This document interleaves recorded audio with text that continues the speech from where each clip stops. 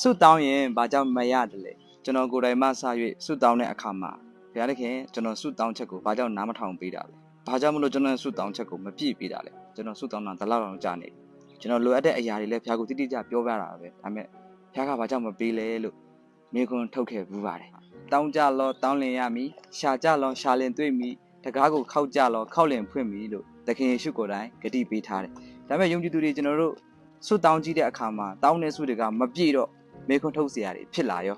ဘာကြောင့်မလို့ကျွန်တော်ဆုတောင်းတာကြာနေတာတော့မှဘုရားခင်ကကျွန်တော်ရဲ့ဆုတောင်းချက်ကိုနားမထောင်ပေးလေဒါပေမဲ့ယာကုပ်ခန်းကြီး၄အငယ်၃မှာဘာပြောထားလဲဆိုတော့ဆုတောင်းတဲ့အခါမှာလဲတဲ့ကာမဂုဏ်ခံစားဖို့ရန်အလွဲတောင်းတော့ကြောင့်မရကြဘူးတဲ့ကျွန်တော်တောင်းခဲ့တဲ့အရာတွေကဘုရားဘုန်းတော်ထင်ရှားဖို့ရန်မဟုတ်ပဲနဲ့ကိုကောင်းဖို့အတွက်ကိုယ့်ရဲ့ကာမဂုဏ်ခံစားဖို့ရန်အတွက်ကိုယ့်အတွက်ပဲတောင်းတဲ့အခါမှာအတ္တတွေပါလာပြီးမှကျွန်တော်ရဲ့ဆုတောင်းချက်က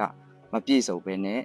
မရတာတွေဖြစ်လာပါတယ်ခေါ်ရင်ထူးတဲ့ဖရားဖြစ်တယ်လို့ယေရမိအခန်းကြီး33အငယ်3မှာပြောထားတာရှိတယ်လို့တကယ်ခေါ်တဲ့အခါမှာဘာကြောင့်မထူးလဲဆိုတာကိုတုတ်တန်ကျမ်းထဲမှာလည်းဖရားစကားကိုနားမထောင်မဲ့ဖရားနဲ့ဆန့်ကျင်ဘက်လမ်းကိုရွေးချယ်တဲ့အခါခေါ်ရင်မထူးဘူးလို့တိတိကျပြောထားတာဖြစ်တယ်အဲ့တော့ယုံကြည်သူများအနေနဲ့ဆုတောင်းတဲ့အရာနဲ့ပတ်သက်ပြီးမှကျမ်းစာနဲ့အညီဆုတောင်းတတ်ဖို့လိုသလိုဘုရားခင်အလိုတော်ရှိတဲ့အရာဘုရားခင်ကိုယ်ပေးခြင်းတဲ့အရာကိုလည်းတိတိကျကျဆုတောင်းတတ်ဖို့လိုပါတယ်တောင်းကြလင်ရမည်ဆိုတဲ့အရာသူ့အပိုင်းတူရှိတယ်လို့တောင်းရင်မရဘူးဆိုတဲ့အပိုင်းကလည်းရှိတယ်ခေါ်ရင်ထူးတယ်ဆိုတဲ့အပိုင်းလည်းရှိတယ်လို့ခေါ်ရင်ဘာကြောင့်မထူးလဲဆိုတဲ့အပိုင်းလည်းကျမ်းစာထဲမှာရှိပါတယ်ဒါလေးကိုအရောက်တိုင်းနားလည်စေချင်တယ်အားလုံးပြန်ကောင်းကြီးရှိပါစေ